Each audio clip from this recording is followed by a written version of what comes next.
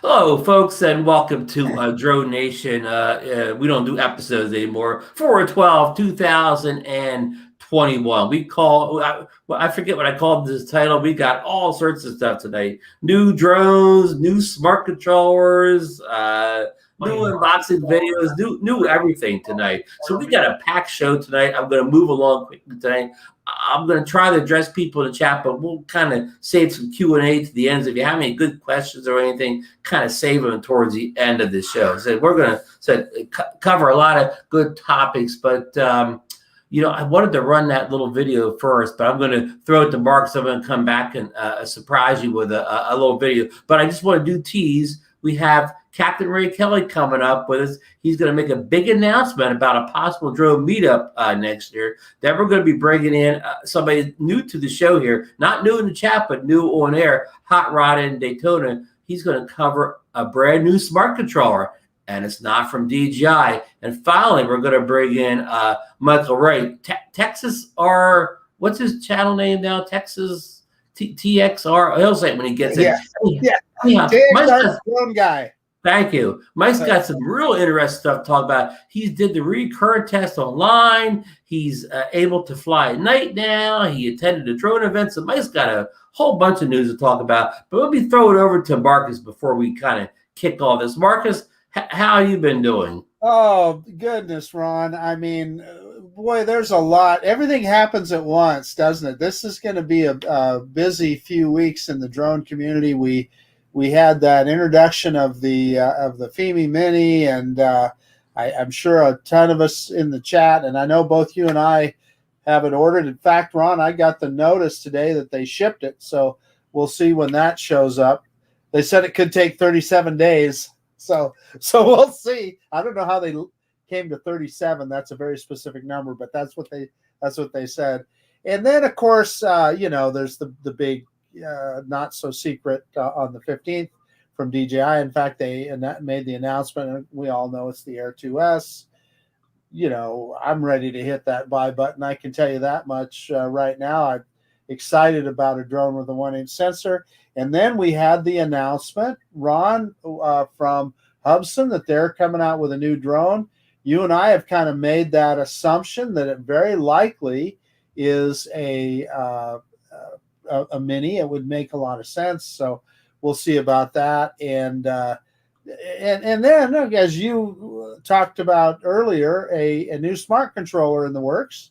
So I mean, there's just plenty to talk about. So let's get to it, pal. Hold on, I wanted to show this when you mentioned it, but I can never do this stuff right. Did I finally get it right? Yeah. Okay, here's what you mentioned earlier. We have an official thing here by DJI. Of course, they're not saying what's coming out, but they said get ready for the one, April 15th, 2021, 9 a.m. Eastern Standard Time. So, it's pretty much official. Something's coming. Now, what time is that for you, Marcus? Well, for me and Dr. Bowman, it's going to be 7 a.m. So you're going to be getting the coffee on early and everything that morning. That's it. I'm going to be up earlier than that. I'm going to be ready.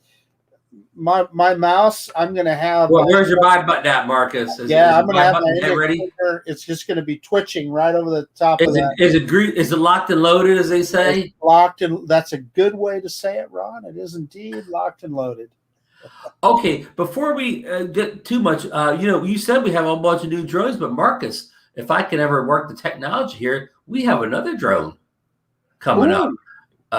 This could be the one here too. The Tello 2. I mean, let me concentrate here. I'm not too good. I'm not the greatest producer here. Power Egg 3, maybe. Okay, I think I got it. I got to find the play button. I got it. The V-Copter. There we go.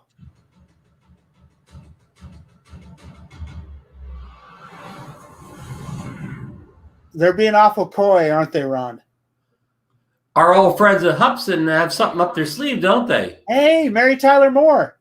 I love Mary Tyler Moore. Yeah, no, At least some bad video didn't pop up, right? yeah. At least wholesome Mary Tyler Moore popped up. But what do you make of this? I mean, in the midst of all the DJI Air 2 rumors and the Fimi Mini, well, I mean, the Fimi Mini is real now. So all of a sudden, out of left field, Hubsan sneaks that video out. Were you surprised, Marcus? I guess kind of, because it just because everything's happening at once. But I feel good about it because listen, the more competition we have, the better. And how much fun if it's another mini to have 3 different minis competing, and I'm all for it. Yeah, I mean, yeah, competition is good, and we don't know anything official yet. We're just guessing. Hubsan's releasing a Zino Mini, and I don't know if that's what they would even call it. But I mean, it could be a Zino 3. We don't know, but it seems like the Mini's the way to go this year. So hopefully, Ron, you forgot something. Yes. It could be the Hubsan FPV drone.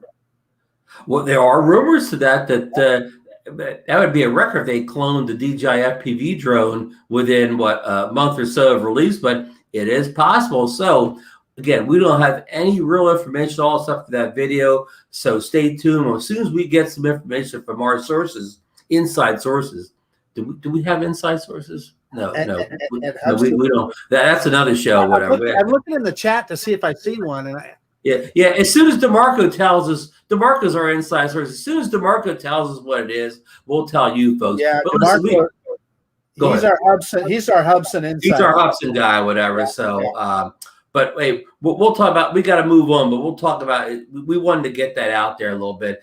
And now you covered the Fimi Mini a little bit. You talked. Your order has shipped. They said if it's not here by June 25th, you can cancel your order. So as we joked in the pre-show, it's probably on a container ship now. We're not joking. It is on a container ship. So that's a good thing, really. Things look like they're going right. And when we did this show last week, we knew most of the specifications of the Fimi Mini, but it hadn't officially been released. And Marcus, where did you order yours from? I did AliExpress, like most people did. And what was interesting about that, Ron, is that a number of people got their order immediately canceled. Our friend John Coopy among them.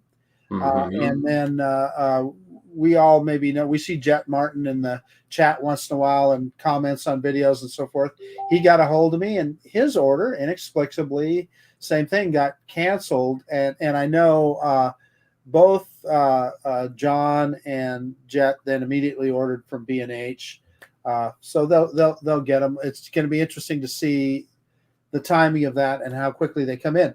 The other point of interest, Ron, is that if you look on AliExpress right now, they basically are saying that, hey, we've sold out our first batch. And so, yeah, I don't know what that means, and I don't know how quickly they can throw together another batch or whatever. But right. Well, that's good information. So right now we're kind of just a wait and see. Now I want to give a special shout out to Matt Conduff. He's one of the DroneNation All-Stars. He posted several unboxing videos today, 2 for the Air 2S, but he also posted one for the little Fimi Mini. So if you haven't seen the unboxing video, go over to the DroneNation Facebook group.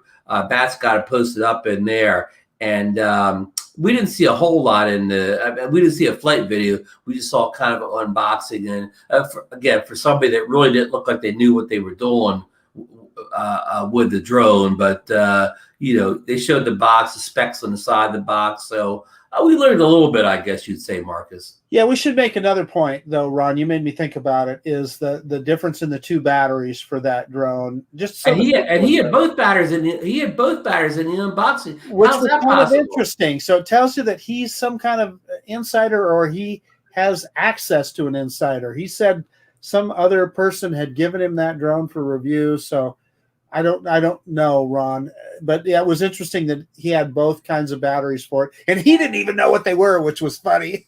But the guy doing the review. But the point of it is, ours are going to come with the standard battery, which is the lithium ion, which, as far as I'm concerned, is better for me because I can charge a lithium ion battery and leave it charged. But it will be more heavier than 250 grams. Yeah, don't make any side trips to Canada or Europe with that heavy battery. Yeah, it'll be 258 grams. And for you and me, Ron, we'll put our tail number on there anyway, so we're not worried about it. But it's worth noting, if you're in Canada or Europe or even in the U.S. and you want to fly it without registering it as a hobbyist, you're not going to be able to do it with the standard battery. You're going to have to get that good information. The Pro battery, they call it, which is a lithium polymer battery. Good information, Marcus. Yeah. So we saw a couple unboxings of the Air 2S, and we'll talk more about the Air 2S at kind of the end of the show, because I don't want to disrail the program, the people we have coming on, because this could be a never-ending conversation. And if anybody's interested, I have an Air 2 back there for sale. Low miles now. Low miles. It's a lot of good tread still left on tires on mine. Hey, hold it. What's that behind it? That looks like a 360 cam. Well, that's not included. That would cost you extra or whatever. I was going to say it's old if it comes with that 360. No. That would be extra. But we did find a few things out just in the last, I'm going to say, day and a half. Again, kudos to Matt for posting unboxing. We do know how we have a fixed aperture confirmed, which we were afraid of. It won't have the variable aperture that the Mavic 2 Pro has, and of course the Evo 2 Pro has. So that could be a con for maybe that people thinking they want to replace their Mavic 2 Pro with this drone, but for people that are coming from the earlier Air 2 or even maybe the Mini 2 or something, they're still gaining the 1-inch sensor. And what we didn't know before is until just the last day or two, thanks to our buddy Autel, Mark's I talk to Autel practically every day. Yeah, it's going to have 5.4 K video, so it's going to take a K and a fourth bump up over the current 4K. So it's kind of, I guess, well, I'm rounding off to 5, but like our Hero 9s have 5K video. So I'm curious, Ron, about that. How our video editors are going to handle that and so forth. And of course, I mean, I've only got a 4K monitor, so I'm not going to be able to see the. Yeah. Now I have I'm at 5K, so I can see at least 5K of it, and I think they put on there not so much because people are going to be uploading YouTube videos at this 5.4K, but so they can punch in, And I also think that this may have a better digital zoom. Again, this is me just speculating here.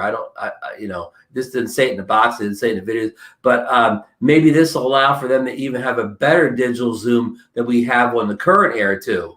That makes a lot of sense, Ron. That's exactly right. It's got to be partially for that digital zoom so that you can crop in and still have good fidelity in the picture. And I mentioned this to you earlier today, Ron, when you and I had a private conversation, but I had my Mavic 2 zoom for a long time. The only optical zoom drone out there. The optical zoom, and I use the zoom once in a while, but I didn't use it a lot. But interestingly enough, since they came out with zoom on the Mavic Air 2 and then on the Mini 2, I find I use it all the time.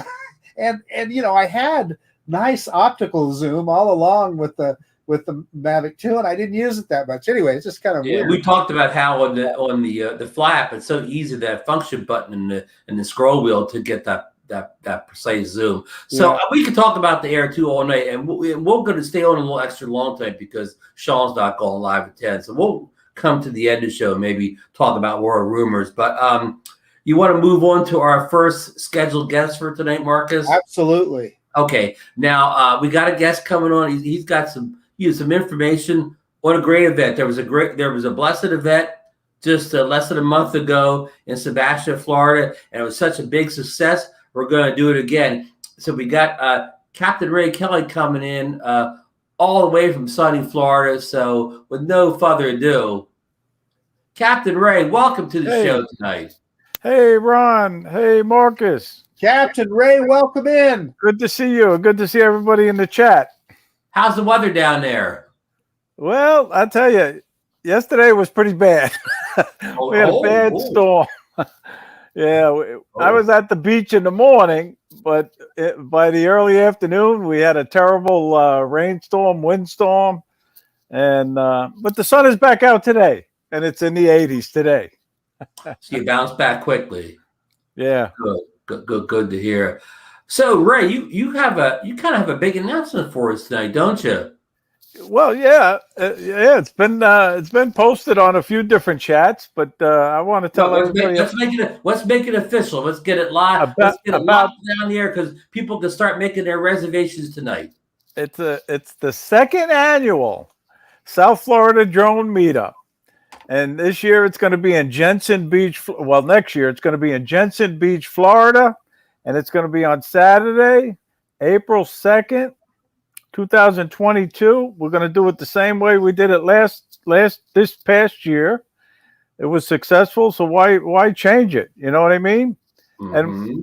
And we got the event page up on Facebook, and we got quite a few that already say they're coming. Oh, so it's posted on Facebook already? Yes, it is. In the same like group or thing that the other one was in, or is this a new one? Well, it's a separate event. It's listed as a separate event on Facebook, and people can either call me, text me, or Matt, and let us know you're coming, or if you have any questions, we'll be glad to answer them for you.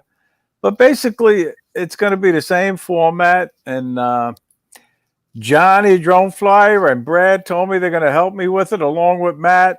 So I'm hoping it's another success. And then speaking of Johnny, there he is. Well, you said his name and he automatically popped up. Now let me ask you a quick question, Ray. Jensen Beach, where is that in relationship to Sebastian, where we had it last year? Give me the screen, Ron, and I'll put a map up.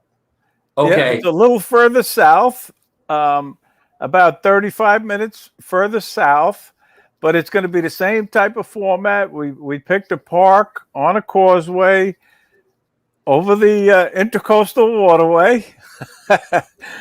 And people want to go to the beach, they can go to the beach. And I have a video on my site where we flew this past November, and it's really a great location. Myself Mark and zoom in here. So Ray, I was so busy trying to get this thing. You said it's near Sebastian. It's south of Sebastian. South, okay. And it's he wants to drive a little bit further. Stewart, Florida is a pretty big city, but it's just north of Stewart, Florida. Okay. And it's about a half hour north of Jupiter, Ron, and you know where Jupiter is. Oh, okay. That's good because I like when I'm at these drone meetings, like the headquarters in Jupiter. Now, Marcus, you think this could be an event you would be interested in coming to? I am absolutely interested in it, and I would very much like to make it. I don't want to commit just yet till obviously it's a ways off, and I need to know what's going on at that point. But let me put it to you this way: I have every intention of being there. Well, we're glad to hear that. We'd love to have you, Marcus.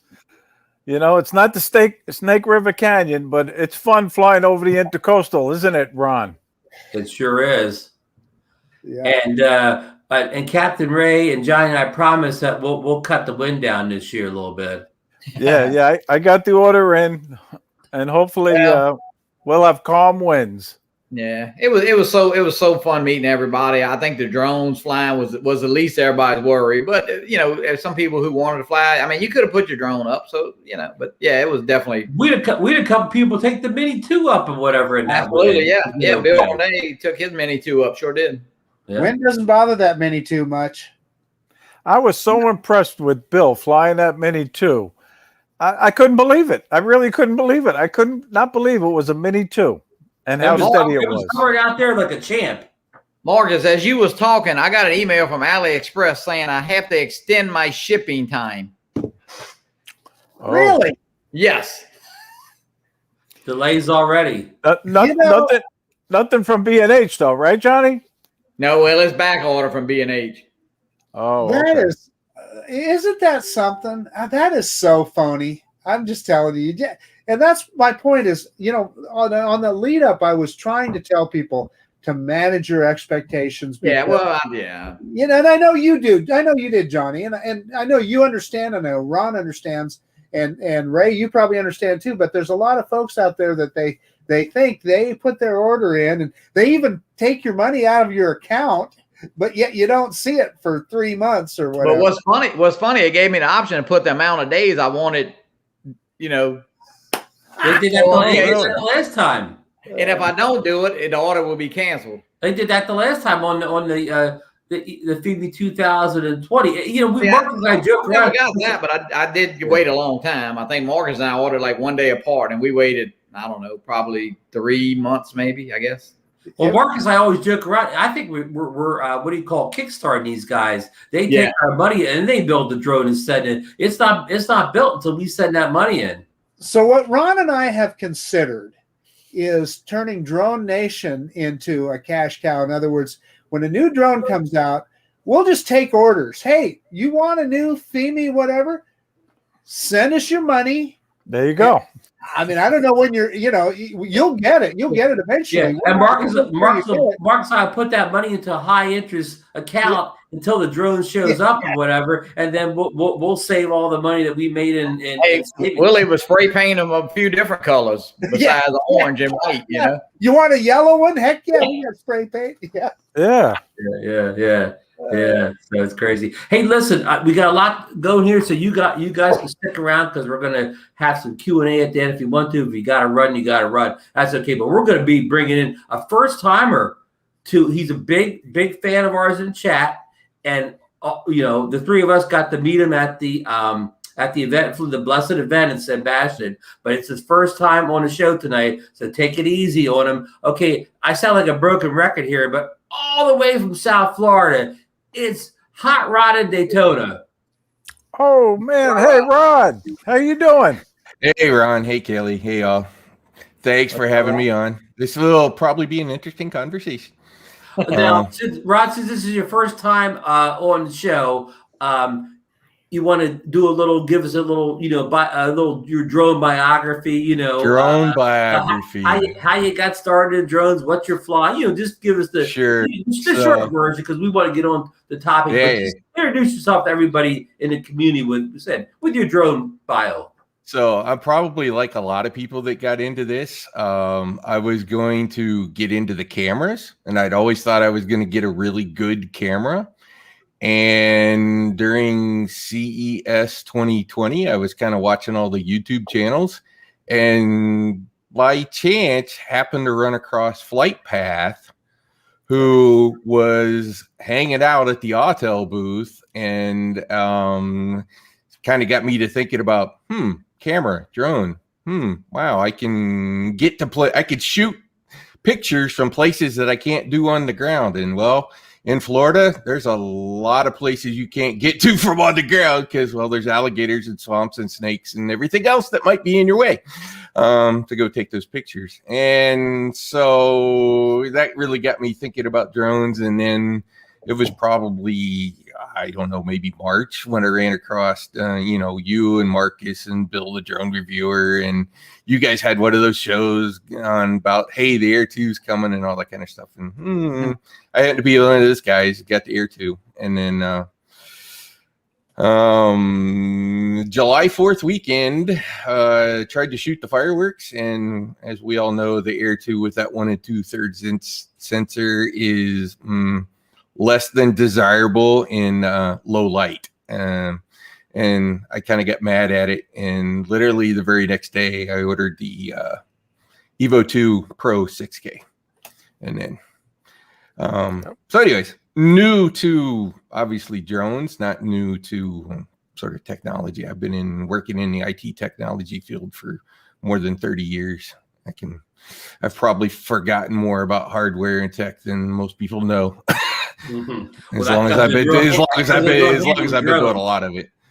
So that comes in real handy with drones. Yeah, obviously a lot of the hardware that's in the drones and the devices are also some of the same things that are in computers, your Wi-Fi chips and CPUs and processing and all that stuff. Basically all those parts for all of those things, drones, cell phones, TVs, you name it, are all made over in that part of the world. So and pretty similar. Well, good. That's a good story. You're new, but you got into it and you got into it hard, and you're kind of my go-to man on the Autel EVO 2. You said you're my wealth of information, and one of the reasons we have you on tonight is we saw a video last week on YouTube leaked out, and then you have a bunch of great screenshots. We all have known the DJI Smartcontroller. We've all talked about it for a couple of years now. People love the thing. And one of the pain points with the EVO 2 is a lot of customers do not like the controller. It kind of like doesn't balance well in the hand. Now, there's all sorts of aftermarket things you can get to it to make it balance better than straps. But I think people really wanted a smart controller. And give me a second here to share the screen here. This is something Rod put in. Yeah, I was going to say you should probably bring those pictures. I'm going to get it up here if Ron's skills can actually find it here. There we go. I think I have it. No, I don't. Yeah, those screenshots. I always struggle with it. Keep talking, guys. Those screenshots come from Autel pilots. So I'll tell you one thing, Rod. You have the nicest backdrop. Oh yeah, very nice. That's from Saturday morning, believe it or not. And actually, I'm surprised that you didn't have almost the same thing, other than maybe the clouds. I don't know whether you had it down that way, or no, you went home, right? No, I'm here. Not yet. Yep. You're still down. Yeah. Yep. So yours should have been pretty similar. So well, Matt Cundiff and Bill Ronayne and we're going to do the sunrise tomorrow morning. Oh, that's probably the part I love about living down here. And I've been down here for like 7 years.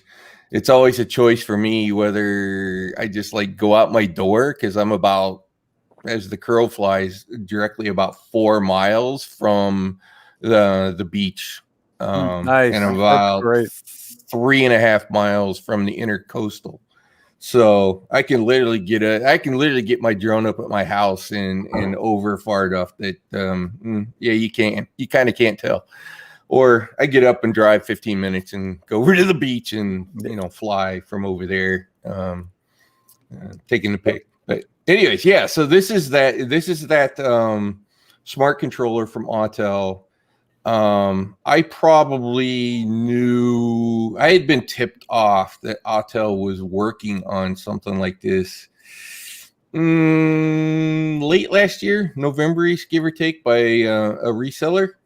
And he didn't know when it was coming, what was going to be it, and any of that kind of stuff. It was just one of those, at least in the Autel side, that kind of everybody had kind of almost all at the same time right there in late October, early November. The rumors started floating around that they were going to come out with one. Obviously, the specs that they have on it, which is what Ron has up there. This one is actually probably one of the more interesting ones to me, Ron, in when I was looking at this, because you were talking about the controller and the remote controller. And I remember Dobo, when he did his first video on the Autel, that was kind of one of his complaints too. He's like, yeah, you didn't do anything with the controller from the EVO 1. But when I got it, I was kind of aware of the complaints around range and that kind of stuff. So I actually have on mine, I have the Alien Tech powered amplifier. And I'll just say I can send the drone a long ways with that thing. Much farther than even the OcuSync. I know I did one video that's on my webpage where I did a little test between my EVO and my Air 2. And I was literally, 2,000 feet over. Basically about 4 houses between me and where the drones were, because I live in a gated golfing community kind of area. So we're kind of spread out a little bit. But anyways, I sort of intentionally, put the drone low at a distance to try to figure out where I'd start losing signal and all that kind of stuff. But I did a little video on that of the AkiSync versus that Alien Tech. It's on your channel, yeah. Yeah, and I got much better range out of that Alien Tech. And as I tried, this photo here shows a 13-kilometer 13 kilometers. So they've obviously smart control. So that's obviously going to be the more distance than most people need. Yeah, and obviously with all the drone rules, you don't need to go that far. And it's not so much, and this is the point I try to make to a lot of people, it's not so much how far it can go. It's a matter of, can I fly it around that building 200 feet over from me when I'm at the beach, and will it go around the building and get back without me sort of losing signal to the silly thing? You don't have to be a long distance away to need that kind of power. Can I fly in a Wi-Fi saturated environment without breakups? Yeah. And that's a big deal in the area where, well, it's a big deal at a good chunk of Florida, because I'm sure even down in Ray's area, there's a cable company called Spectrum that's down here. And one of the things that they do, which is great for the public, but terrible for us drone guys, is they have public Wi-Fi. And they have these Wi-Fi cell towers everywhere up and down the coast. So if you go anywhere near the coast, you're going to run into some interference. Hey, Rod, so do you think that $1,500 price point that's getting kicked around, do you think that's just a placeholder, or do you think that's the real deal? Yeah, Ron and I were talking about that today. It appears that price came from AliExpress, because I think they put up a sort of a pre-order price. So it's a lot. I think it's going to be like the Fimi. Yeah, where the Fimi Mini was like $9.99, right? And everybody kind of dropped their jaw, and it's like, that's just a holder price. One of the resellers, I can't ever say their name. It's ADV something. It's not Adorama, but it's a drone reseller up in Minnesota, I think is where they're at. Anyways, they've been talking on the Autel pilots forums and putting some hints out there, and it's probably going to be somewhere around $1,000, give or take. I would say $9.99 better be the it should be so it's $9.99 if they expect to sell a lot of them. Rod, how big is that screen? Yeah, Rod, how big is that? 7.5 inches, I think. Okay, it looks big. I mean, it looks. Yeah, you'll see it. There is one thing that they have done. Well, a couple of things. One is 2,000 nits. I say that's the important thing, right, Rod? Those nits. That is, for most people, that is an important thing. There's actually one other thing about that remote that they did that I really hope sort of forces everybody else into doing the same thing.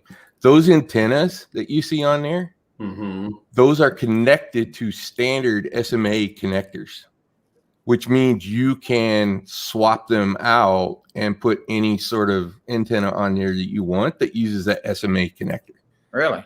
And I really wish all of them, right, DJI and everybody else, and Fimi and everybody else, would put those connectors on there so that you could sort of pick and choose your own sort of antennas, either powered, not powered, or anything else. So third-party makers can eventually 100%. sell better antennas, right? Yeah, 100%. So I don't know if you want to pop to any of the other. I would, but it's okay. I derailed the show by my bad producing here. That's okay. And then, the other good part. Just talk to the other good stuff. Yeah. Yeah. I have DJI. I have DJI too. I have I have my Air 2 and my Mini 2, and I like them for what I use them for. So, probably for those who don't have the Autel, who have DJI and are going, I'm not interested in this thing. The best thing for you guys is the fact that Autel is going to drop this is going to force DJI to update the smart controller. There's no doubt in my mind, all of a sudden in the next month or two, you're going to see DJI start talking about some new smart controller. So, Rod, I've also heard that because it is an Android-based product, that perhaps you could sideload apps for other Wi-Fi drones and be able to fly them with that controller. And let me piggyback on that question, Marcus, to Rod. Will this have a powerful enough processor in it to do stuff like that? Because we know the DJI Smartcontroller has the world's slowest processor in it. Yeah, I think this is the same processor that is, if I read right on one of the forums, the same one that's in the Samsung S8.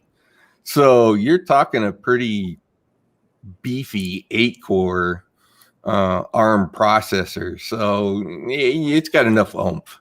It's kind of like the PC world. Think of a processor that's come out in the last 5 years that you needed to upgrade. ARM in that part of the world is sort of hit that same point where, every time you get a new chip, you may get 5%, 10% of an 10% on the high end, 5% is probably about normal difference. So, sure, it's not last year's chip, but I'll just say it's got enough oomph in it that it would do it. But I think back to Marcus's question, I have no idea. I presume, even though they're all using Wi-Fi, that they have their own API protocols inside of that channel and how they're communicating. And no doubt DJI is not going to tell Autel what their protocols are. Well, I was thinking even some like Fimi and Hubsan and some of those others. It's a great question because there's probably nothing that would stop those companies from trying to work with Autel to sort of jump on that bandwagon. I mean, look at the Skydio, right? It's using the paired and offy controller. So we've already got an example of sort of cross-company right. Marcus, controller drone working. Imagine flying your Skydio 2 with this controller. Oh, baby, that would transform that drone. Oh yeah, that's for sure. Yeah. And and the other thing, and I was really thinking about this this weekend, and it probably goes a little bit to the 2S conversation as well. Because for me, who has the Evo and I have the Air 2, you start going, why do I need a 2S? I've already got a better 1-inch sensor, but there is something about that 2S that I think is not being discussed enough that I think could wind up being the driver for a lot of folks, and that is the goggles.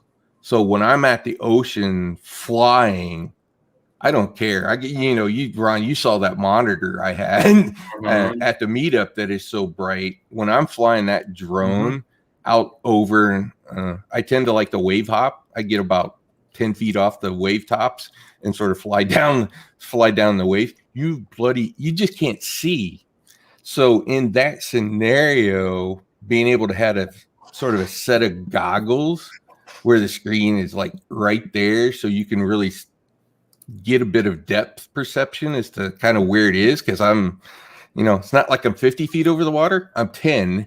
So it would be much better in that scenario where I'm really battling the sun and water with all the glare, right? Where being able to fly a camera drone with goggles would be a big advantage. So I kind of think that's one of the things on the 2S, and being able to work with the goggles would work. But that also comes back to this controller, right? This controller has HDMI out. Makes it pretty bloody easy to just connect that to a pair of goggles, and now all of a sudden you could have either or, right? Right, right. Yeah. So you have flexibility, and that's probably what I like about any product that I ever buy, right? Giving you the ability to sort of adapt it and do what you need to do with it, depending on the situation. Yeah, could serve a couple different purposes. Okay, let's kind of wrap this up and get Mike right in here before we get too late. So we covered most of the high points here. We covered what we think the price may be. What do you think we're looking for as a release date? That's a good question. And Mike, if you're out there, pop back in the green room. We'll bring you in here in a minute or two. But go ahead, Rod. That one might be a bit controversial. Given the fact that AliExpress put that pre-order up there, you would think it's sometime in the next 6 months. Some of the posts Actually, there was one guy, he emailed Autel and they responded back and they basically said they don't even have a soft launch date for the thing yet. So who knows? I'll just say my guess is not anytime soon. Okay. So Hey, Mike. Mike, welcome back in. Hey, how you doing? Everybody knows Mike. He's been on the show many times before, and we talked a little bit about this in the show last week. You can now take the FAA's recurrent test online, and Mike has already done that, so he's going to go over a little bit of that for us, and also he's going to go over the ability to fly at night more with after taking this recurrent, and he also has some information on a meetup he was at last weekend, and also a seminar he went to. So Mike's got a lot of ground to cover tonight. Yeah. But why don't you start out first? Tell us a little bit about the online recurrent test, Mike. Ron, I took it Friday. Went in and took that test. Even though I was recurrent, I took my original recurrent back in February. Spent $160. Studied for weeks for airport markings, which was a lot intensive on it. Sectionals again, it's been 2 years. Weather was on it, and I passed it no problem. $160. But then when this recurrent came online last week, I took it last Friday and went over the seminar. What it is you go online and you basically go through a series of 7 different sessions. You can do them all at once or independent, come back to it. And I went through, and they have individual questions as you go through the seminar. They'll pop up 2 or 3 questions they ask you, bullet type, multiple choice. So the seminar was online? And it's all online through the FAA website. Right. And it's free. You just have to log in for recurrent. This is for recurrency only now. Yeah. And now what makes you what are you eligible to take the recurrent test? After your 2 years for your actually you can take it the day after you take the initial. So Marcus and I, even though we just got ours, we could take the recurrent. Take the recurrent now, and that would allow you to fly at night and fly over people with certain restrictions. As of April 21st, it's not effective right now. I know I've got it. You can't use it till April 21. Right. And what are some of those restrictions? Well, having to do with like flying over people. There's 4 different classifications. I don't remember all 4 of them, but one of them is the second one has to do with the weight of the drone, the force, 11 kilograms, like that. I forget exactly how they put it. Another one is 24, and the last restriction is you do have to get pre-approval. Okay. Even at that, but it's not a 90-day type process. It doesn't sound like. Yeah, I was gonna say, Doc Murdoch was on with Mel, and one of the requirements that basically is gonna make this whole fly over people thing not legal for the time being. The drone has to be remote ID certified, which not as of April 21st. So on the lower scales you can. The other deal is the online course. You go through a series of seminars, and then at the end of it, you take the test. And the test you have to take it all at once. It's basically 45 questions, and you can't fail it because you go all the way through it. And at the end of it, if you missed any questions, you have to get 100% to pass the test. It kicks you back to the very beginning. You go down to see what you missed. And for example, I missed 2 questions. One of them actually, all the questions in the past have always been multiple choice with 1 answer. Well, one of the questions has to do with I think it's night flying. There's actually three answers to the same question. All 3 need to be answered at the same time, like A, B, and D. Really? And that throws you off. You're not used to that. Right. Yeah. So again, I went back, fixed it first time, 100%, no problem. That's my kind of test. A test you can't fail. You can't fail it. If you miss it the second time, you go back again. Not a problem. Congratulations, Mike. Thank you.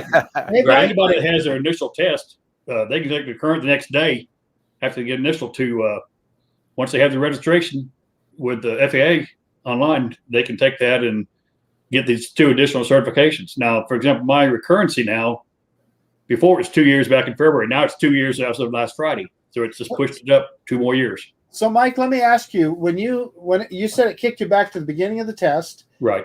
did you have to take the whole test again? No, you go down and you see all your questions. They're in green, and you get down to the questions you missed. It's in red. There you go. And it tells you what your wrong answer, which one you picked. You see the same answers. It's in red. Gotcha. You know it's not that one. It's one of the other 2 or 3. You just correct your You correct the ones that are wrong, and you're done. Yeah, great. Then you go back at the end of it, you hit complete, and then you print out a certificate, just like you did for other recurrency.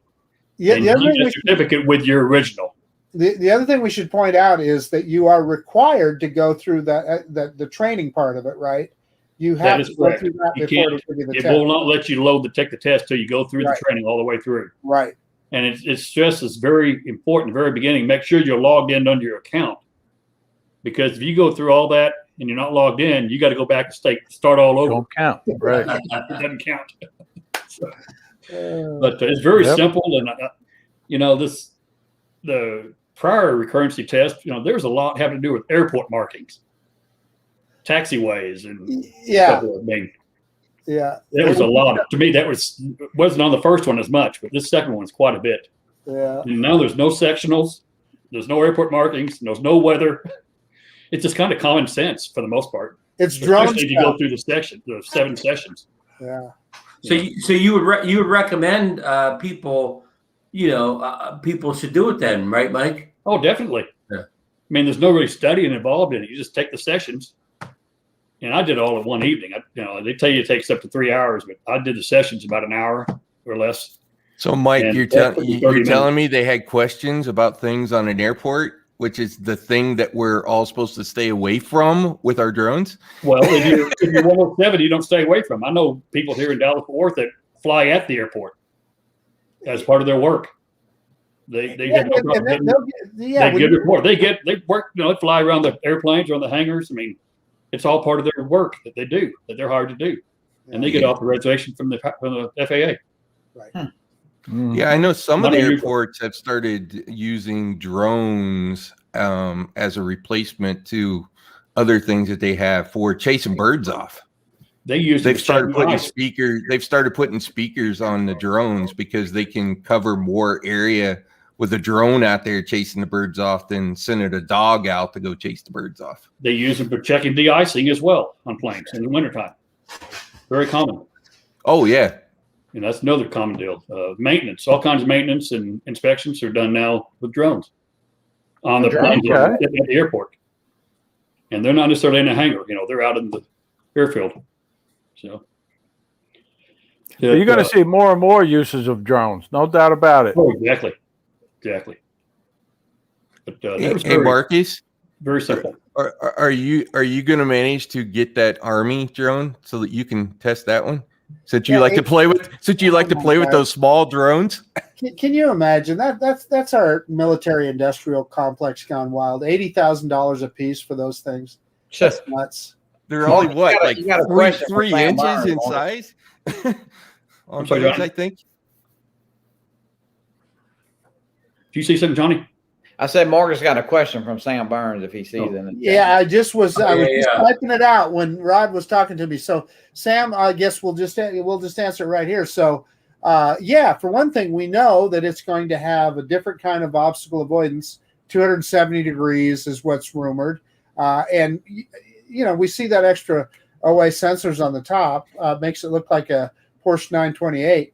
So I'm quite certain we'll see that, and they also I understand that will allow the drone to have OA in sport mode, which makes a lot of sense, and that'll tell you some other secrets about that drone. I believe this is just conjecture, but I suspect when they're talking about the goggles and so forth, that they want you to have some form of OA while the thing is in sport mode. The other clue is 31-minute flight time as opposed to, I think, 34. We lost like 3 minutes of flight time. 34.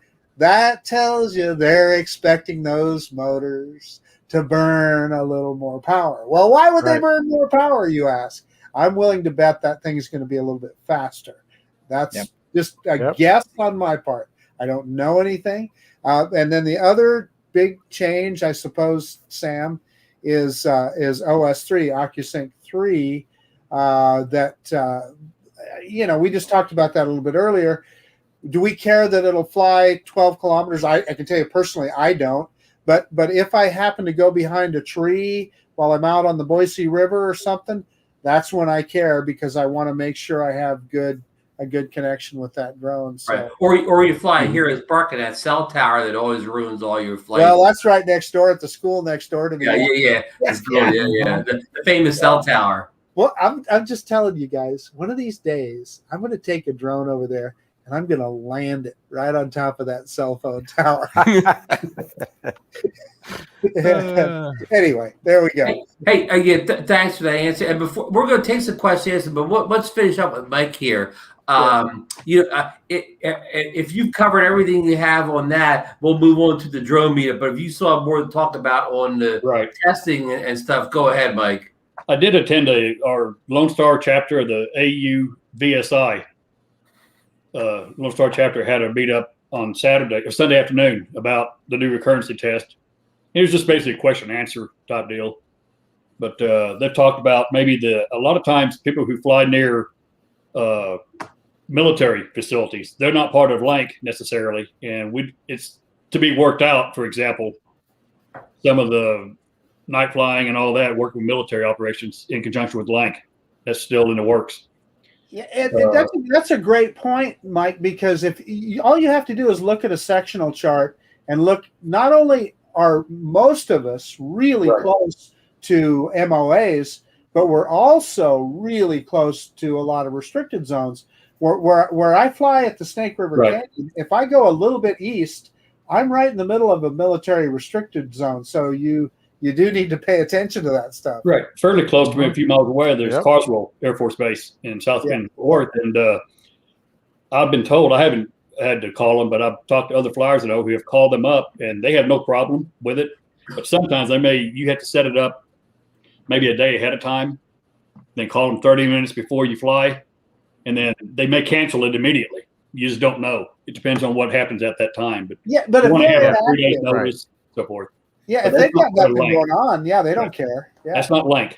So it's a totally different deal. You got LANC, and you also have military areas to work with. So we should expand on that, Mike. In theory, you should be able to look at that sectional chart, and often there is a phone number right there in the restricted area, and that's the number you call. It will be on that often. It should be there. Yeah, that's right. It has to be there. Perfect. Yeah. Now, another thing we talked about, and it could affect eventually other states and even go to the Supreme Court if this passes, because there's a senator in Texas that's trying to create Texas law that wants to start charging for air channels, flying certain heights, certain channels. Really? And start charging both hobbyists as well as commercial. My point is, are they going to make the commercial airlines also start paying for airways? They're not going to pay for that. Where does it stop? Yeah. It doesn't stop. For 2 to 400 range. Make sure you don't go for that guy. 18,000 foot range.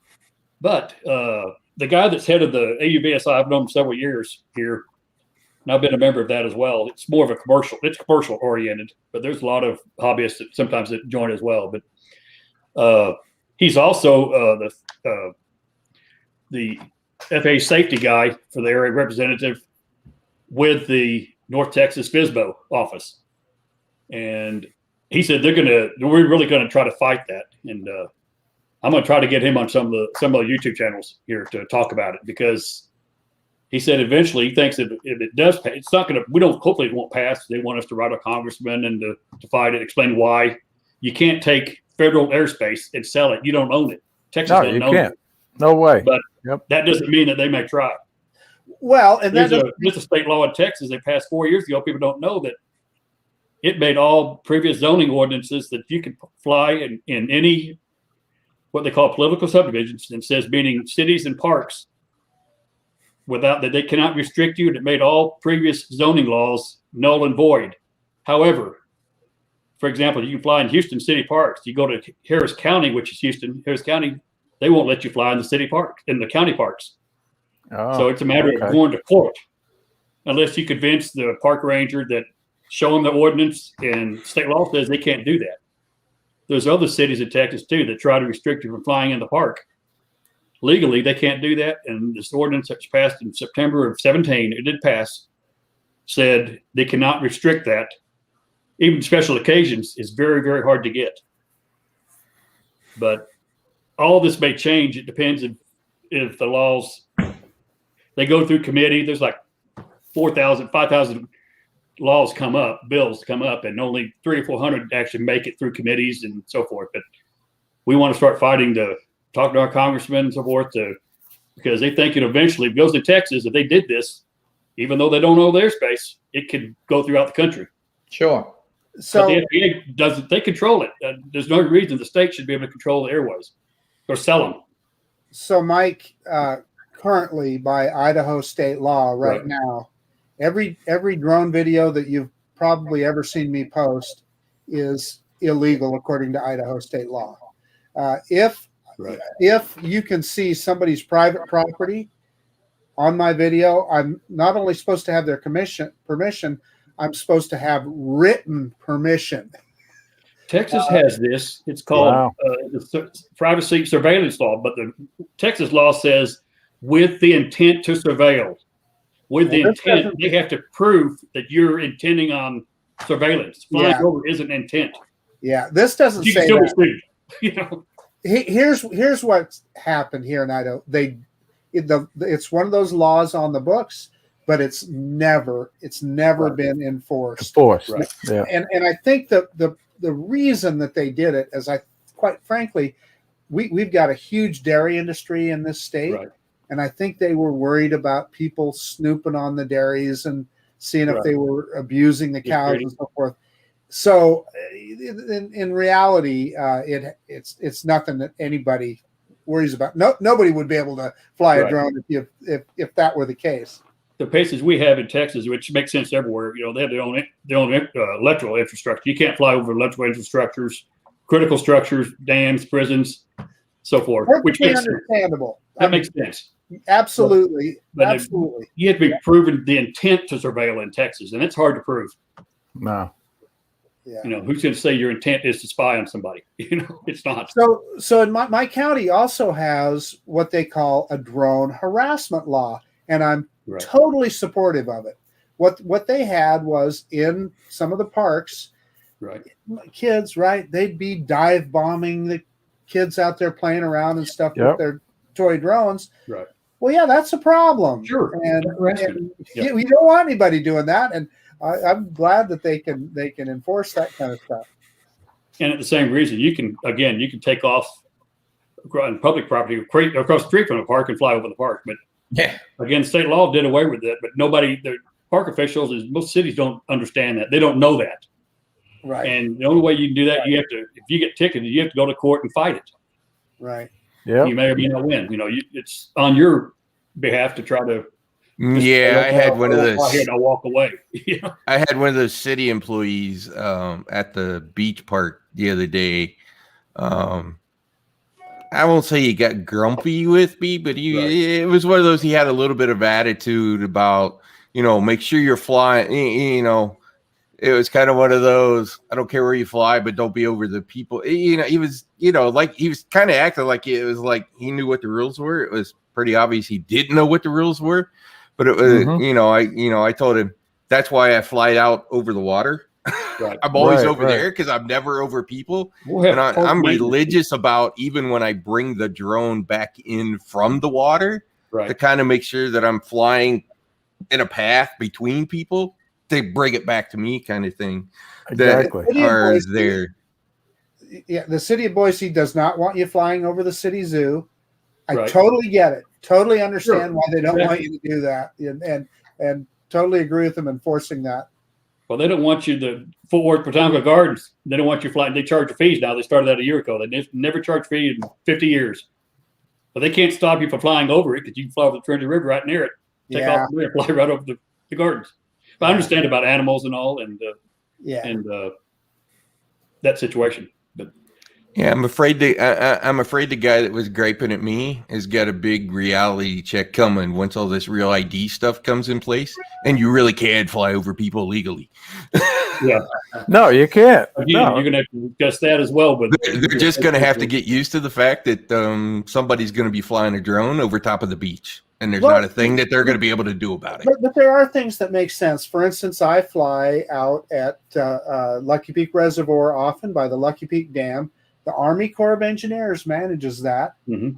They are absolutely fine with you flying there. They want you to get a permit, an annual permit. It's free. All you have to do is apply for it. And what they told me, they said, Marcus, you fly here anytime you want. They said, all we want to know is that you're going to be flying here so that if we see it, we know what's going on. So they said, right. just send us an email, that you're going to be flying on such and such a day. And they said, have fun. Right. There are several AMA fields that are leased from the Corps of Engineers, and the Corps of Engineers has always said in the lease that you do not have to be AMA member to fly out of their fields. It's leased land. Now you do have to get permission. If they have an activity, you can't fly there necessarily, but they can't keep you from flying on their field, and charge you a fee for it. Yeah. And there's another thing about all of these rules, right? Sometimes it's not what the rules are. It's just be polite to your neighbor, right? Exactly. Do you really want to buzz? Yeah. Do I really want to be buzzing and sort of ticking all those people off at the beach and have 20 people come up and start yelling at me? No. So be polite with your neighbors. Right. It was funny though, because the other day I took my drone to Peanut Island, and it's a beach, and during the week it's not crowded at all. And I'm flying the drone from the beach, and I'm up 5 minutes. I got my flight in, but then somebody came, put their blanket 10 feet from me. Oh, yeah.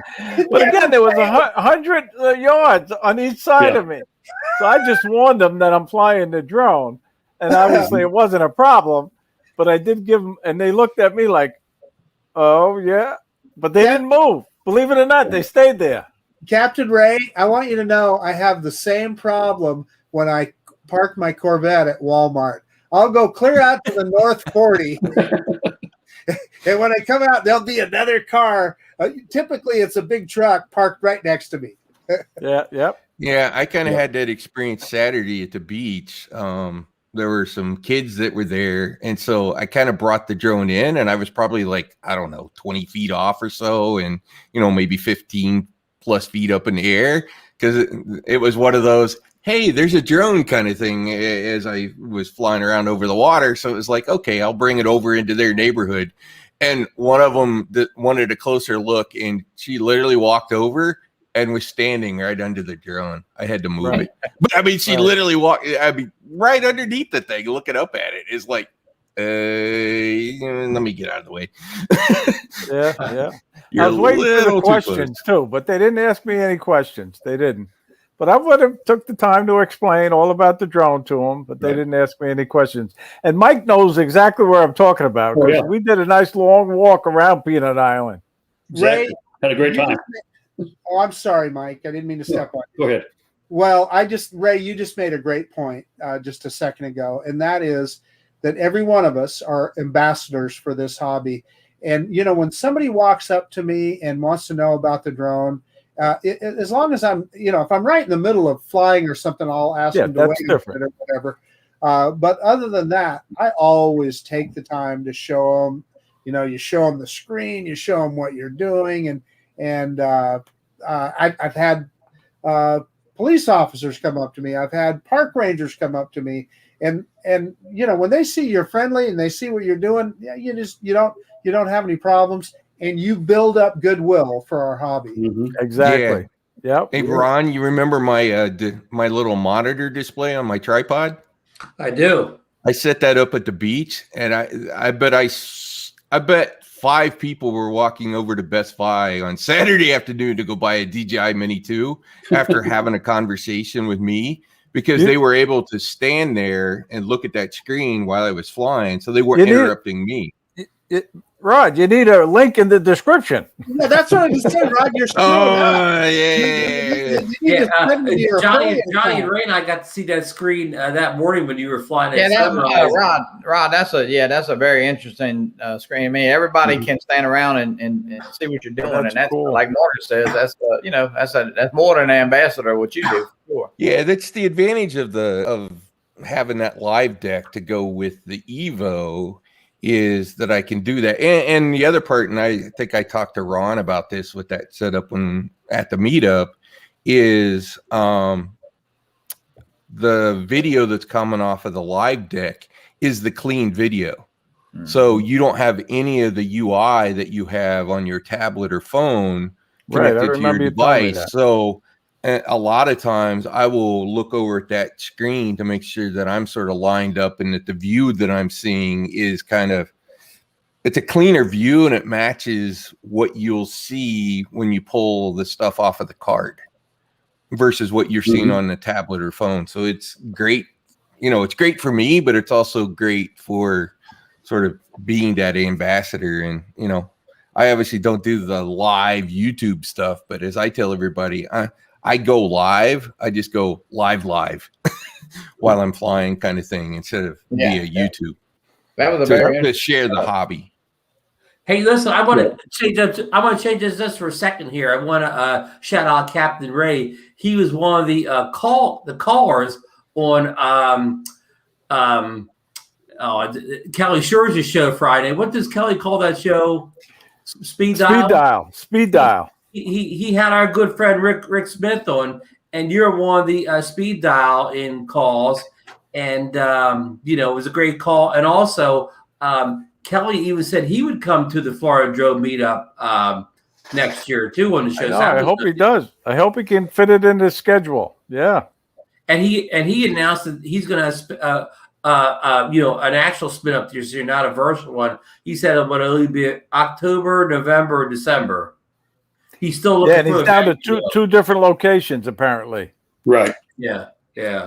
So that kind of wraps up the kind of to meetup things. So we'll have that meetup in the fall, hopefully, and then the Florida meetup in the spring. So Ron, I don't know if you heard. Sean is also still trying to get Kelly to have the spin up in Dillon. Right. Now he's still positive on it. So he didn't mention that down, in the show. right? He spin down. Spin down. Yeah, because still pushing for that. Kelly mentioned the baseball field again, the scout cabin again. Then he had another location he mentioned. He has two locations actually. One's a mountain biking area, is what he's really. Is that the one where we said there's be plenty of room on that? Right. Yeah. And then there's another site besides that he was looking at. So. But it was great. It was great to hear Captain Ray get the call. You were the last caller, I think, or close to the last caller. Right. Yeah. No, I enjoyed that show. He has some great guests on there. And if anybody here hasn't met Kelly in person yet, I know Mike has. He's a great guy. He would be, if he could attend the Florida thing next year, I know that would make it even a better event. Kelly's Mike can tell you he's even better to meet him live than he is on the air. Well, he's always real busy middle of March too with South by Southwest typically. Right. That didn't happen this year, but he just had other things coming up. I think he would have made it. But Right. him being in April, that's over with. So I think it's a good chance Kelly will show up. Right. So, all right. I got to look at the chat here, see if we have any questions. We kind of covered. I'd say we cover a lot of ground tonight. Anybody wants to chat any more about the Air 2S, since that will dominate the news? Should we bring that question up, Ron, that we were talking about before we started about the remote controller and the model number being the same? Yeah, bring that up. That's interesting. That is so. We all saw the unboxing videos today, but I think one of the more interesting, fascinating sort of things that raises some interesting questions is the fact that the remote controller is the exact same model number. The RC is the same model as both the Mini 2 and the Air 2. So with the Air 2 the Air 2S supporting 03, and it's technically the same hardware on the remote controller, Does that mean they have the ability to put O3 on our older stuff, simply by just patching the firmware? So to me, it looks like O3 is not really so much of a hardware change as it is more of a protocol change, and probably them supporting more antennas and more packets coming in off of the drones kind of thing than anything. So that's an interesting point. Yeah, that is really, Ron. That begs the question too, because people are looking forward to the O3 because it may work with the goggles and it may work with a motion controller. But of course, people that own this current smart controller are not looking forward to a change because they want to use their smart controller with the Air 2S. So do you think this could kind of accommodate both parties in that respect? Considering that the controller is the same as the ones that we already have, that would tell me that there's like no reason why they couldn't update the software on the current smart controller to support O3, right?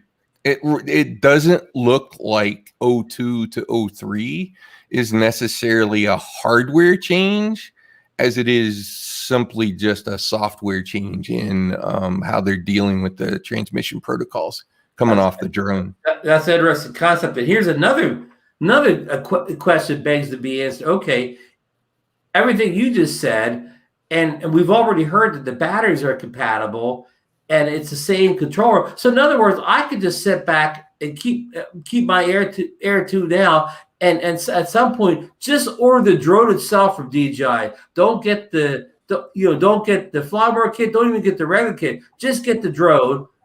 Open out of the box, sync it with my current Air 2 controller. Use the batteries, and I wouldn't even need to buy anything but the drone. The Air 2S. That's also a really good possibility, right? Since it's the exact same remote controller as what we have, I don't know why it wouldn't work. And, as we were talking about before we went live, right, it's a little bit like Bluetooth, right? You have Bluetooth 4.0, you have 4.1, 4.2, 4.3, now 5.0. If you have a 5.0 device, you can still talk to something that it's all backwards compatible. Backward compatible was a big term. Yep. Hey, so it makes you wonder whether O3 is not backwards compatible with O2, and that they could simply put all this stuff on. The guy I met look at Brad Austin's comment up on the screen, Mike, about Kelly. I believe that. Yeah. I was going to say the guy I met that's head of the Lone Star chapter AUVSI, he said he's heard, I don't know how much he knows, but working with the FAA and also with AUVSI, he said it's going to definitely be back. The controller, the smart controller will work with the new Air 2S. Yes. He said it would be backward compatible. Now, I don't know how he knows for sure, but they said it he has would a lot or of would connections. not, Mike. Sorry?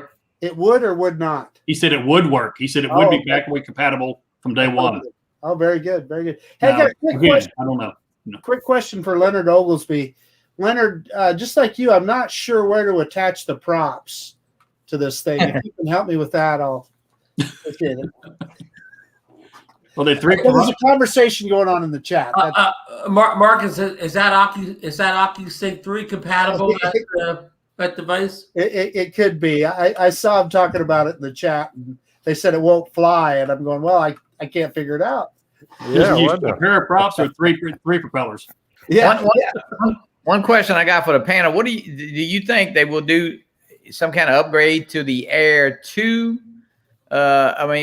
Some major, facelift through a firmware to keep that drone popular? Or I think they're going to make us all mad, Johnny, because look at what they've done already. Look at the Mini 2. Right. On the Mini 2, we can zoom in on photos, right? On the Air 2, you could only zoom in with video. You can't zoom in on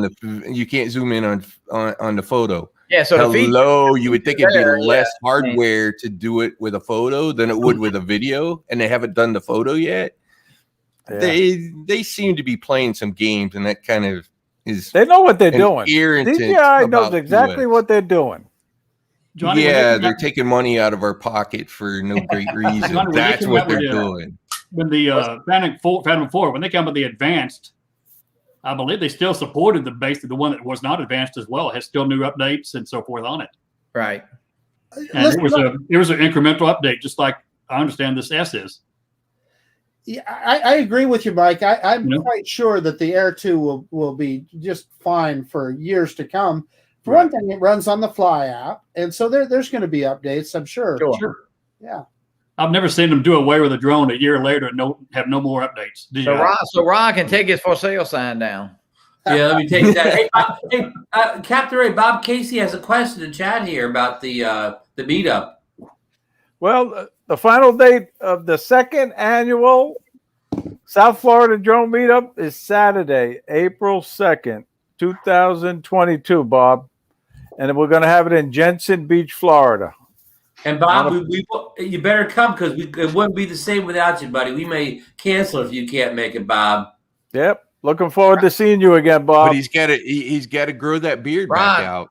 Hey, look, Johnny. This it just came off the market. Hey, the commission is only 4% instead of 6% for that drone. I'll check the price on Zillow, Johnny.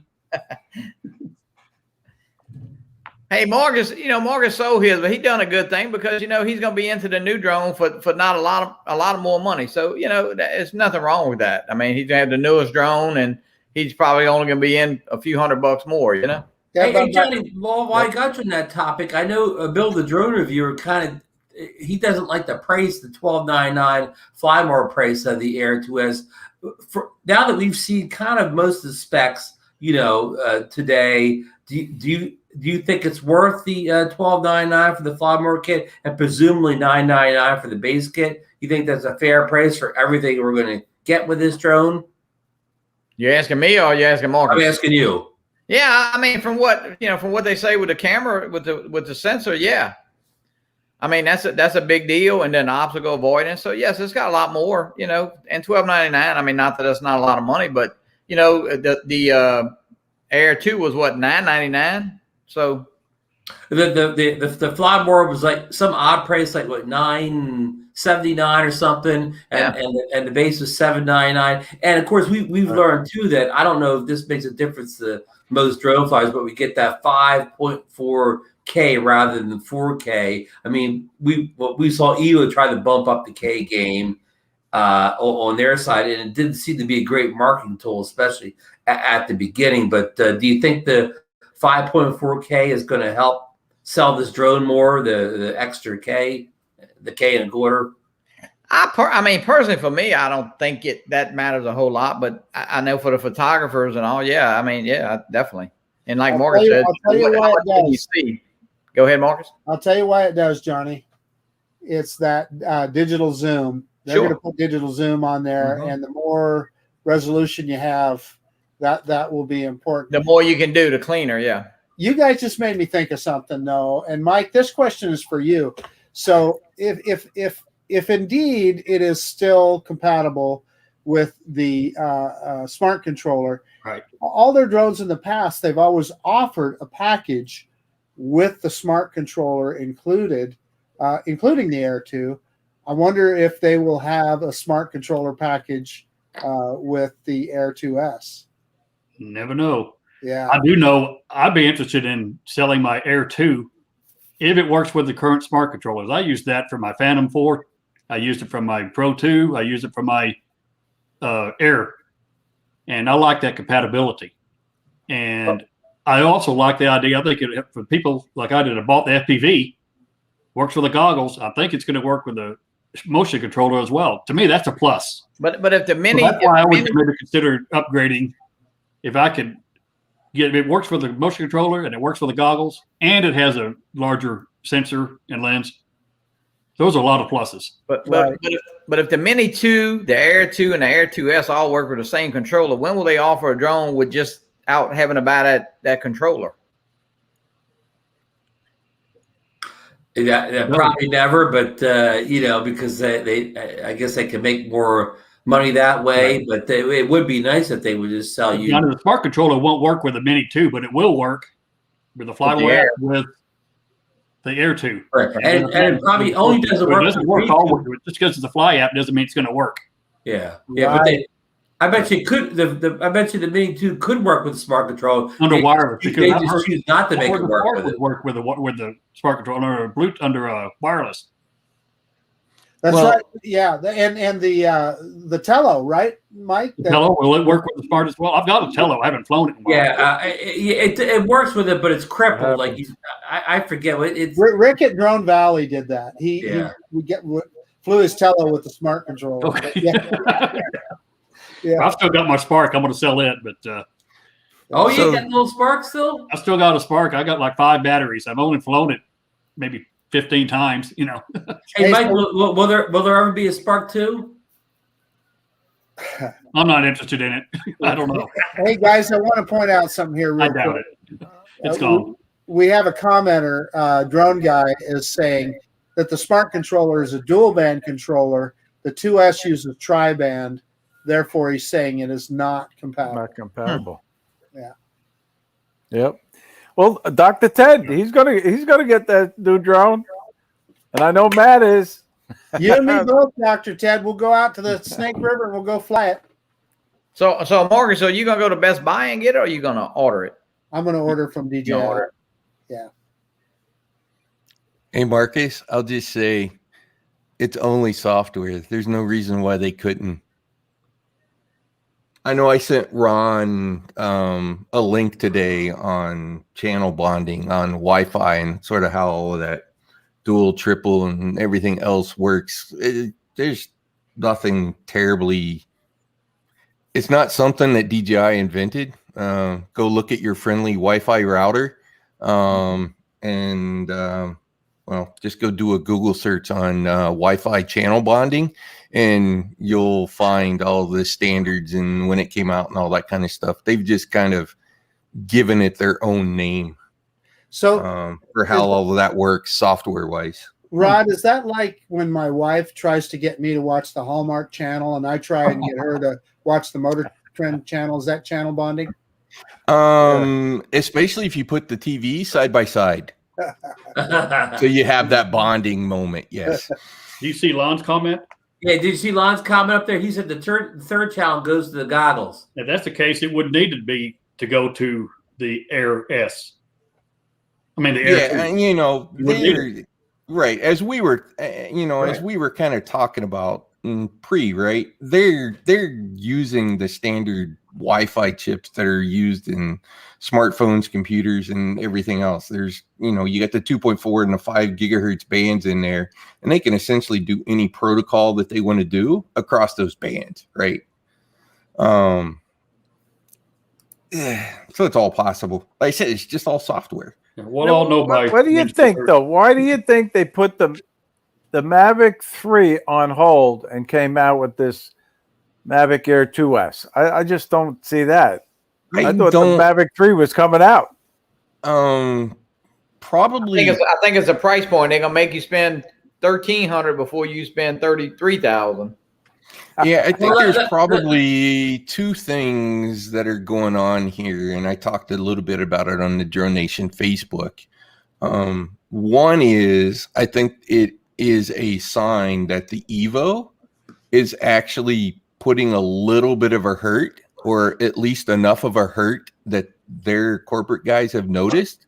So they felt like they needed to respond to the Evo by essentially putting a somewhat hampered 1-inch for less price, right? But from a marketing perspective, then they can go, look, our 1-inch costs this, the Evo costs that, kind of thing, even though they're not exactly the same thing. Let me run this by you. The Mavic 3 may not even be called the Mavic 3. And what if it is, instead of, what if this Air 2S is the real replacement for the Mavic 3 Pro, and whatever comes to replace the Mavic 3 or whatever they call it is more along the lines of an Inspire, more destined and priced for the professional or semi-professional drone people. Now, that's not to say that there might be a prosumer version of it, a lower end with maybe a different camera or something like that. But if I was a betting man, I would bet that this Air 2S is kind of intended to fill that same slot as the Mavic 2. Eventually, though, Marcus, do you think there's any room for that middle, right? Because it's basically going to be the 250 and below because of remote ID. And then you're going to have the sort of the prosumer on the end. And you kind of go, like 80% of the market is going to be the 250 gram or less. And what's left is going to be the professional and 107 guys doing real estate pictures. Is there really $1,000 middle drone in the middle worth doing? Rod, I couldn't disagree with you more on that point. That these under 250 grams in the United States is just almost, there's really almost no point to it. The only person that under 250 does in the United States is somebody that is never going to post a picture on Facebook, that is never going to post a video on YouTube. Now, if it's a kid flying a little drone in his backyard, yes, I'd say it's important at that point. But if you're going to post to Facebook, if you're going to put a picture up on YouTube, a video on YouTube, you fall under Part 107. And whether you're flying a sub 250 gram drone or not, you need to have your tail number on there. So it really makes no difference. And that's why I don't care about this new. So for those of us that have been in here who know that's all good info, right? If you're a new drone person who basically probably knows none of that, the only thing I think they're going to hear, because I literally had this conversation with a bunch of newbies on Saturday, and one of them was asking me, okay, well, how can I do a drone and not have to mess with the FAA kind of thing? And so I explained that sort of 250 and not having to register the drone thing. And I think from a marketing perspective, regardless of what the rules are, new people coming into the hobby are going to kind of, that piece of info right there is probably going to target them at that 250 mark. Well, listen, I don't disagree with what you're saying. We already know that the mini drone is the volume leader for DJI right now. I mean, they're selling a gajillion of them. There's no question about that. But I still think there's enough drone enthusiasts that there's a big fat middle for the Air 2S and that style of drone. Is there a middle if the 3 is within price reach of? Now, the 3 is going to be $2,500. I'll bet you the bottom tier of the 3. I'm just making, and I don't know anything. I'm just totally guessing, but I bet you it'll be $2,500 and up from there. I'm interested in what Mike thinks. He's got a lot of experience with this stuff. What do you think, Mike? I think the bottom end is going to be about $22,000 on the bottom end. Yeah. I think there may be a pro and a consumer version as well. The consumer starting at 2. Right. And the fly more maybe $2,500 for a professional or better, easily. Which really makes my point about the Evolve too, right? And people ask me, well, how much is that drone going to be? And it's $3,700. Considering what that thing can do, basically it's a cut down Inspire is effectively what that Evolve 2 is. And I think one of the disadvantages that DJI has with whatever the 3 is going to be, we've looked at those leaked photos, right? If you look at how that camera is on there, it's going to be impossible for them to put a camera on there that you can just swap the lenses, right? The weight difference and what it would do to the gimbal and all of that, there's going to be probably no way for them to do that, where something like the Evolve, which is more like the Inspire because of where that camera is sitting, you can, put a wide angle, put a telephoto, you simply just swap the lens that's on the camera and not swap the entire camera. And I don't think they'll have that ability to do if they still stick with this Mavic style foldable drone in sort of mimicking what the Inspire could do with its size with the camera. The foldable drones for DJI have been so successful and people love them. There's no going back. Yeah, no doubt. Yeah, but there's no going back. And I disagree with you, Rod. I think that they'll have they'll build technology into that thing, whether it's stronger motors on that gimbal or whether it's a lightweight lens or whatever it is. I'll be willing to bet that we'll see swappable lenses. But lightweight lens can't happen if you're going to buy buy Panasonic or Sony lens or something like that off the market to plug into the thing. I don't think DJI intends for anybody to do that. I don't believe there'll be swappable lenses on this. I agree with Lon. I do think they may come up with a mechanical shutter though to emulate the Phantom 4 for the guys of us that do mapping and 3D modeling. Yeah, I like that. That V4 that they came out with 4 years ago. That's Yeah, not inspired. It has a mechanical shutter. So Mike, also, you could potentially see quick changeable cameras too, don't you think? I don't think you're going to see that on the Mavic 3. You don't think so? I think they may have another line beyond that. Oh, that could be. Closer to the Inspire or a Pro version that's different, totally different. So Right, as the I Pro said version. on DroneNation today, Marcus, about that whole swappable camera thing, that's one of Autel's selling points, right?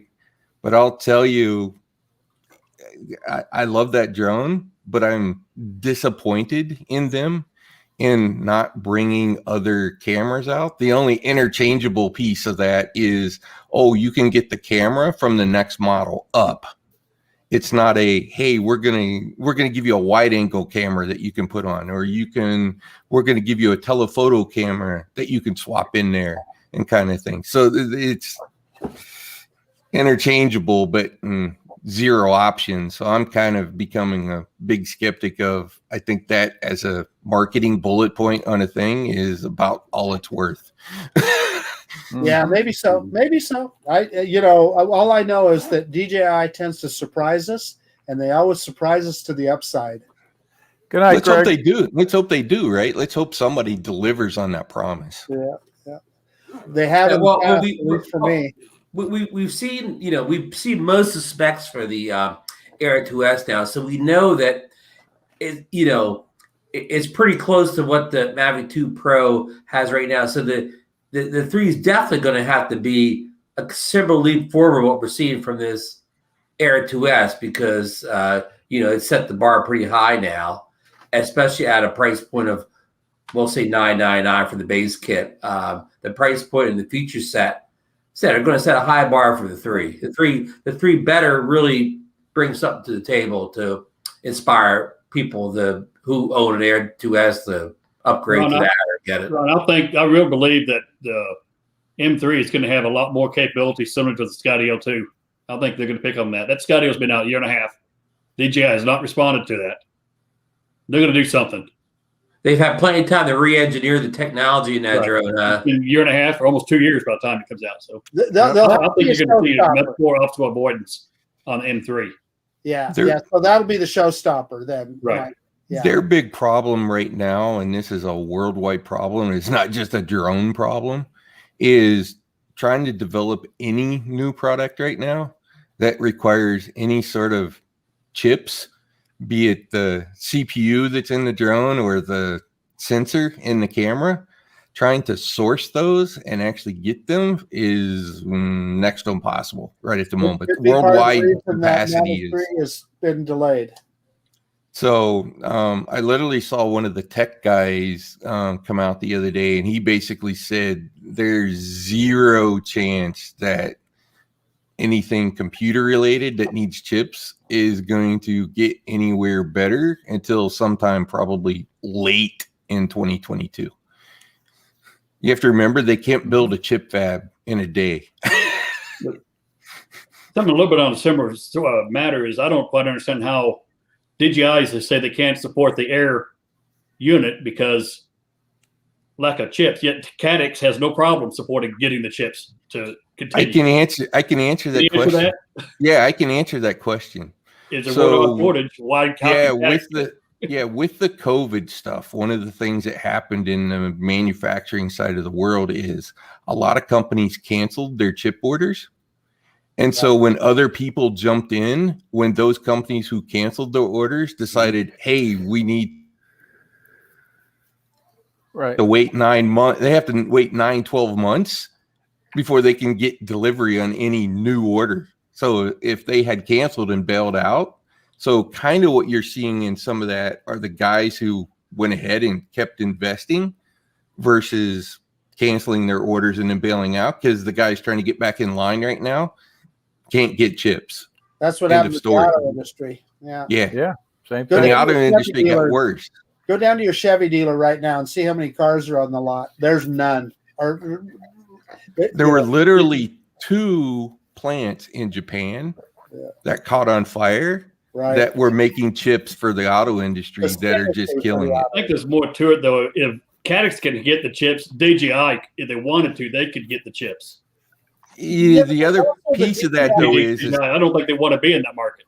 how many can they get and how many can Caddx get or has right now versus what they think they can sell to the market. So you may be right. They may think that market is small, so it's not worth their investment, where it's easier to outsource it to Caddx, who may already have in stock and don't have to buy it, but have enough of them that DJI thinks, oh, they get enough to supply the market, so there's no point in us investing. We'll just outsource it and sell it, buy it from them. Kind of. There's a bunch of numbers things that go on with those big companies like that. There's also that list, and I can't think of the name of it right now, that DJI got put on by the federal the entity list. the entity list that doesn't allow them to source from, for sure, U.S.-based companies, and so maybe I don't know this, Mike. But perhaps Caddx could source those and DJI couldn't. That could be just a workaround, right? That actually is a great point, Marcus. I've read that somewhere where about this particular subject where they kind of thought DJI was trying to do that, where they were trying to get around that entity list by sourcing it from the other company. The problem the middleman runs into, and obviously we had an administration change since all of that went down, but the middleman is putting himself at risk of winding up on the entity list for doing business with them in the first place. Yep. Well, folks, we've gone over an hour and a half now, so I'm going to kind of start wrapping this up a little bit. It was just getting good. Yeah, we're going to late, Ron. we're not going for the world's longest drone show here because poor Ron's got to do a whole bunch more shows this week, so need to get my rest. I want to thank everybody for coming on the panel tonight. We had a great panel tonight, and we had a great conversation to chat tonight. Had a lot of our regulars in here. I'm sorry I didn't get the shout out names tonight. We just had so much to talk about. But you people, the reason we do the show is for the people in the chat, the names we see every week, the comments, just the good vibes out there. I mean, it's such positive, good comments. I just can't say how much I appreciate you guys. And I want to go around the table here and let everybody, say their goodbyes. But so I don't forget, I do want to program announcements. I'll be on Mikey's show tomorrow night. And Mikey's got a good story to talk about with the DJI Mini 2 batteries. You have to be careful not to leave them in charge. And we'll go into more details tomorrow night. Mikey broke a video this weekend. And I want to shout out that Mike Wright and I will be on Coast to Coast Drones Thursday night, 8:30 p.m. Eastern Standard Time. Wednesday, we're going to do a Part 107 trading show again, and maybe Mike can kind of rehash a little bit of the information he talked about tonight on the recurrent show too. So that's always an interesting show. It always helps me relearn my stuff, even though I only got my Part 107 a couple months ago. But we'll go around the room here. Ray, say your good nights. Well, I'll tell you, thank you for inviting me, Ron and Marcus. It's always a pleasure to be on with you guys. I think your show is one of the top live streams regarding drones, and everybody in the chat, we love to see you there. And don't forget, mark it on your calendar right now, the second annual. Yep. Okay, Marcus. But the second annual South Florida Drone Meetup will be held on April 2nd, 2022, and we're going to have it in Jensen Beach, Florida this year. It's going to be a great show. Let us know if you're coming, and we'll be looking forward to seeing you. But either way, we're going to have a good time, whether it's 5 people, 10 people, or 50-plus people. It doesn't matter. We're going to have a great time. But thank you, guys, and fly safe, everybody. Thanks for coming on with us tonight, Ray. Johnny, you kind of came on unexpectedly tonight, but thanks for joining us. No, thank y'all so much. It was a great show, man. I tell you what, I'm not. I know we say it every week, but I really appreciate being on. And yeah, it's great, man. The comments in the chat, everybody's excited. The new drones coming out. I thought we'd just go on and stay on till Marcus hit that back button. We should get a marathon. Stay here live until 9 a.m. on Thursday morning. Hey, Ron, you talked about that. We talked about it. We're going to possibly try to do a 24-hour live show. We'd flip it from all the channels one day. We'll just kind of rotate. But yeah. But no, hey, thanks for having me on, Mike and Rod and Marcus and Captain and of course Ron. Thank you so much. And yeah, tune in tomorrow night. Yeah, you got the Philly and Ron. And you got a big show coming up Wednesday too, right, Johnny? Yeah, Wednesday at 6 p.m. We got who do we have? We got Stevie Bronx from Capture Life Connection and Doc Stevie's a great guy. I had the pleasure of meeting him at the Florida Drone Meetup. Great guy. Yeah, really. Yeah, it's gonna be fun. So yeah, and Doc Murdoch. I mean, you'll get smart by that's great too. Yeah. Yep. Thank you, Johnny. And Rod, I want to thank you for coming on. I know you've been in the chat for a long time, but I want to appreciate you for coming to the show today. We want you back again, especially when we have some more Autel news to talk about. Remember, I'm not just Autel. I'm a tech guy too. Right. Tech and computers and all that stuff and all the hardware. You're Autel specialist, but I know you do the DJI too. Yeah, I do a bit of both. Hopefully, I did well as a newbie, at least on this side of the game. You did great job. And it's okay, Marcus. You can keep disagreeing with me. That's the whole point of brainstorming, right? If we all have opinions. Exactly. It's the fun part is to talk about the conversation. Oh, of course, yes. So, I'm with you. They'll keep the middle. You're right. There's always going to be a middle in there. It's just that one of the selling points of the two was at $799. It was great for all the new people, right? At $1,000, I think that gets a little harder for people who are not into drones to convince them to start at $1,000 for their first drone. But they sold $1,500 FPV drones to people who never bought it. Yeah, that's a really good point. So yeah, and they bought them like hotcakes. And we all know one newbie who got his first drone was that FPV drone, and then it went swimming. I forgot about that. So, anyways, no, thanks for having me on. Be glad to be on. Have conversations. Yeah, we're definitely gonna have you back, Rod. I'll keep my eye on all the forums and all the rumors and all those kinds of things. I definitely don't have the links that all of you guys do into the companies and stuff, but I try to keep an eye out for what's floating around out there. Thank you very much, Rod.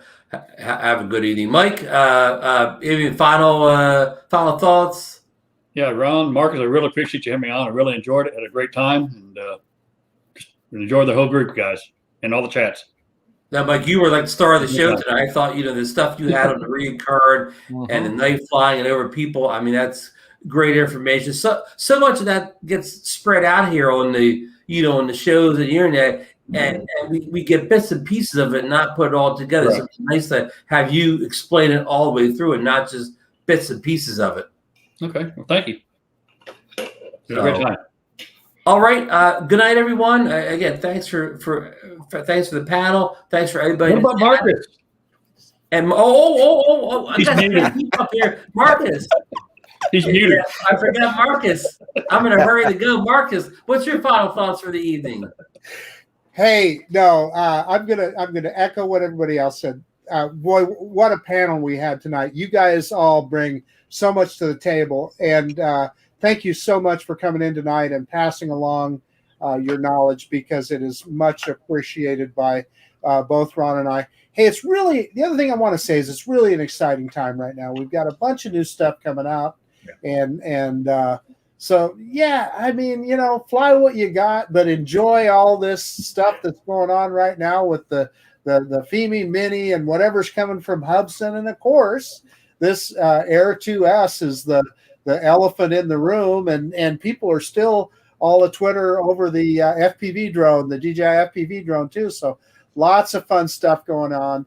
Enjoy the hobby and fly safe and have fun. We're all kind of getting back out into the world again now because we're all getting inoculated. So no reason not to get out there and fly. And thank you so much for coming in and spending some time with us this evening. Thank you so much, Marcus. And hopefully next Monday night, maybe we'll have a DJI Air 2S on the set tomorrow next week, Marcus. Mhm. That's possible. And one that's not under DNA or whatever. Yeah, no, it'll be Johnny's, one right? that actually runs on the software. Yeah, Johnny's going to go by Best Buy first thing in the morning. Yeah. I might drive by there. I might happen to pass on the way to work. Yeah, and stop at the Waffle House. You may need to get fueled up. Well, there's a Waffle House right next door to Best Buy, Ron. Good idea. There you go. 2 birds with 1 stone. But it would be interesting to see how fast we actually, get one. And if anybody wants to see the 2 unboxings, Matt Conda has them posted in the DroneNation Facebook group, as well as the Fimi Mini unboxing. So go over there if you have any interest. Go over there and see him. And we will see you next Monday night. Good night. Night, Ray.